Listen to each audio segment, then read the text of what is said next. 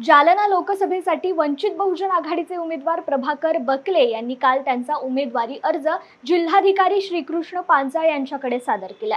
जालना मतदारसंघ गेली 25 वर्ष दानवेंच्या घराणेशाहीत अडकून पडला असून हा मतदारसंघ मुक्त करण्यासाठी मी लोकसभा निवडणूक लढवत असल्याची माहिती बकले यांनी यावेळी दिली आहे। जालन्याचा विकास सत्ताधाऱ्यांच्या नात्यागोत्यांमध्ये अडकून पडला असून या नात्यागोत्यांमधून तो विकास बाहेर काढून सर्वसामान्यांच्या दाराशी तो पोहोचवायचा आहे, अशी टीका बकले यांनी रावसाहेब दानवे यांचं नाव न घेता केली आहे। मामा मला काय सांगायला आज तुम्ही आता तुमचा अर्ज भरलेला आहे, काय वाटतं तुम्हाला? ह्या ठिकाणची निवडणूक लढण्याचं मूळ कारण म्हणजे ह्या ठिकाणी श्रद्धेय बाळासाहेब आंबेडकरांनी मला उमेदवारी दिली।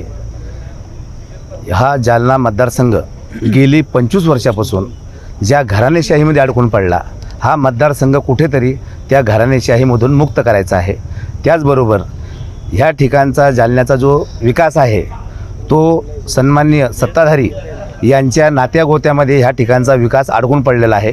खऱ्या अर्थाने त्या नात्यागोत्यातून तो विकास बाहेर काढून ह्या ठिकाणच्या जालन्याच्या सर्वसामान्य व्यक्तीच्या दारापर्यंत तो विकास नेऊन सोडायचा आहे। काय म्हणतं, कसा रंगेल सामना? आता येणारे 4 जूनला कळेल।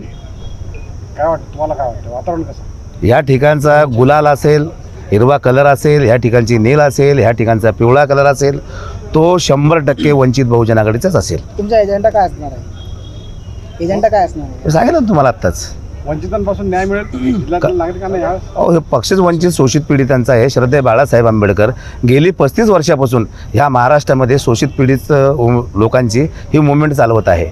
ह्या ठिकाणी खऱ्या अर्थाने वंचित बहुजन आघाडीचा विजय होणार आहे आणि येणाऱ्या प्रत्येक निवडणुकीमध्ये या ठिकाणचा वंचित शोषित पीडित समूहातला त्या लेकरांना या ठिकाणी प्रतिनिधित्व करण्याची संधी मिळेल।